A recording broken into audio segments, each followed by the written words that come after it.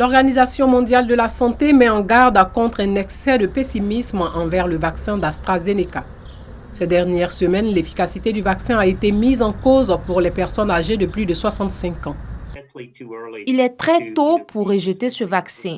Il s'agit d'un élément très important de la réponse mondiale à la pandémie actuelle. Nous devons certes trouver de meilleurs vaccins, probablement contre les variants qui apparaissent, mais nous avons encore beaucoup d'informations à rassembler. La tâche première des vaccins actuels est de réduire le nombre d'hospitalisations et de décès. Et à l'heure actuelle, les données sur tous les vaccins dans toutes les situations montrent qu'ils y parviennent. Il se peut que nous ayons aussi besoin de meilleurs vaccins pour faire plus que simplement arrêter les décès et les hospitalisations, mais pour l'instant, nous avons les outils pour arrêter les deux à la fois par un contrôle adéquat de la maladie au niveau communautaire et par l'utilisation des vaccins pour protéger les plus vulnérables et nos travailleurs de la santé qui sont en première ligne. 18 élèves du collège Ségué de Grébeux dans le département de Zoukoubeu récompensés pour avoir produit de bons résultats scolaires durant le premier semestre. Des tableaux d'honneur, mais aussi des kits scolaires leur ont été remis avec une mention spéciale pour Mustapha Sanogo en classe de 6e qui a obtenu 16,82 de moyenne. Je suis très heureux de recevoir ce prix. J'invite mes camarades à travailler comme moi pour être récompensés un jour. Ils sont venus nous secourir, nous aider et vraiment pour qu'on ait dans l'avenir des bons élèves, des bons cadres. Et je tiens à leur dire encore merci. Cette cérémonie de récompense qui a vu la participation des autorités administratives, coutumières et des parents d'élèves vise à encourager les élèves à plus d'ardeur au travail. Madame la ministre, Madame Kandia Kamara, aime le travail bien fait. Et c'est dans ce cadre-là que nous aussi, nous avons voulu, n'est-ce pas, féliciter, encourager nos élèves pour aider le gouvernement à prôner l'excellence en milieu scolaire. Cette journée constitue une grande première au niveau de notre localité. Le département de Zoukoubeu ne comporte qu'un seul établissement public dont les capacités d'accueil sont d'ailleurs largement dépassées. En venant vous installer à Grébeux, vous avez répondu à l'appel persistant des parents qui souffraient de l'absence d'un établissement de référence pour la formation académique de leurs enfants. Vous comblez ainsi par votre acte un vide en termes de demande de scolarisation. Les responsables de l'établissement entendent faire de la journée de l'excellence une institution au collège Ségué de Grébeux.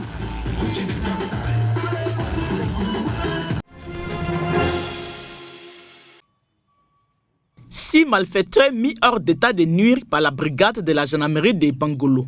Impliqués dans plusieurs délits et méfaits, ces braqueurs et coupeurs de route ont été arrêtés sur dénonciation dans un village de la sous-préfecture de Caen, dans le département de Bangolo. J'ai fait le braquage.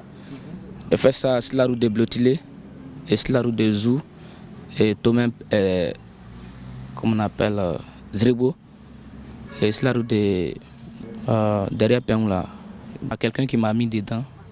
Voilà, quand je suis arrivé au village en 2007, il ne sait pas où partir, donc il m'a appelé. Donc voilà pourquoi je me suis mis auprès de lui pour gagner à manger. Des armes et munitions, entre autres, ont été saisies dans les différentes perquisitions des domiciles.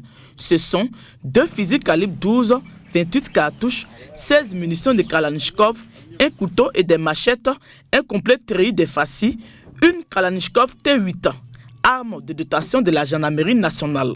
Précision de taille, cette calache est l'une des 2 armes emportées au cours de l'attaque de la brigade de la gendarmerie de Guiglo, perpétrée dans la nuit du 25 au 26 septembre 2019. Déférés, ces bandits de grands chemins vont répondre de leurs actes devant les juridictions compétentes. En outre, la brigade de la gendarmerie de Bangolo salue la bonne collaboration des populations et les exhorte à continuer dans ce sens pour lutter efficacement contre la grande criminalité.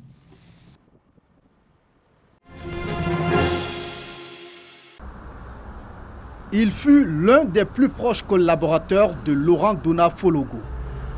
C'est à Paris qu'Auguste Séverin Miremont a appris le décès de celui qu'il considérait comme un frère. J'ai été abasourdi, catastrophé, choqué tout ce qu'on peut concevoir parce que je ne m'y attendais pas.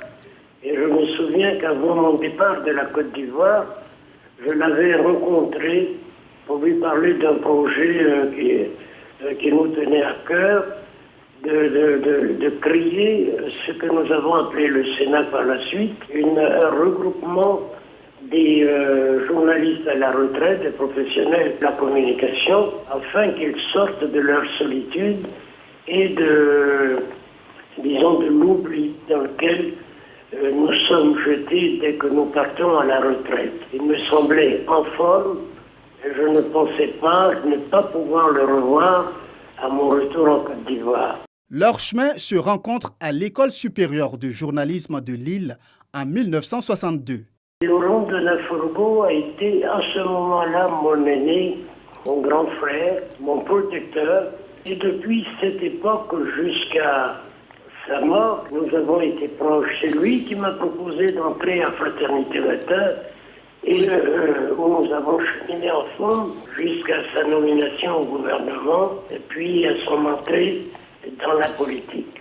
Premier rédacteur en chef du quotidien gouvernemental Fraternité Matin, Laurent Donafologo fait partie des personnes qui ont jeté les bases du journalisme en Côte d'Ivoire. Il a redoré notre métier par son expérience, par sa façon d'exercer le métier, par également le niveau universitaire qu'il avait. Et à partir de ce moment, on a découvert que le monde du journalisme pouvait convenir à des universitaires, des hommes et des femmes qui ont fait des écoles supérieures, des instituts de formation pour acquérir les connaissances du métier. Ça n'a pas empêché que Fraternité Matin, qui dirigeait, a occasionné des débats assez fructueux sur le plan culturel, sur le plan social, parce qu'il y avait des enquêtes approfondies pour donner la parole aux populations. Homme de paix, l'ex-ministre Houphouët-Boigny rêvait d'une Côte d'Ivoire rassemblée. Il était profondément attaché au pays.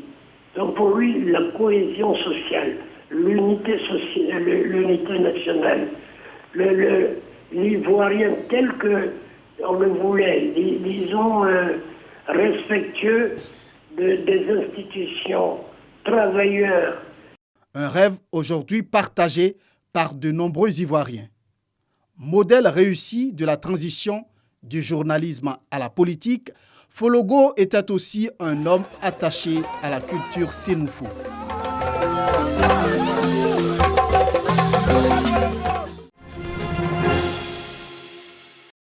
C'est une première. Depuis le début de la contestation en Birmanie, la police fait usage des canons à eau. Les manifestants sont de plus en plus nombreux partout dans le pays et déterminés à obtenir le retour au pouvoir de Aung San Suu Kyi. J'ai décidé de me battre jusqu'au bout, jusqu'à ce qu'elle soit libérée. J'espère que Mensou sera libéré, je le crois.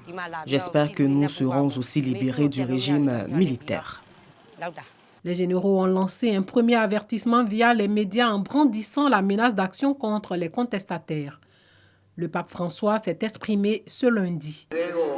Je prie pour que ceux qui sont au pouvoir dans le pays travaillent pour le bien commun en encourageant la justice sociale, la stabilité nationale et la coexistence démocratique harmonieuse. Les manifestants comptent bien rester dans les rues jusqu'à ce qu'ils obtiennent le retour au pouvoir de Aung San Suu Kyi.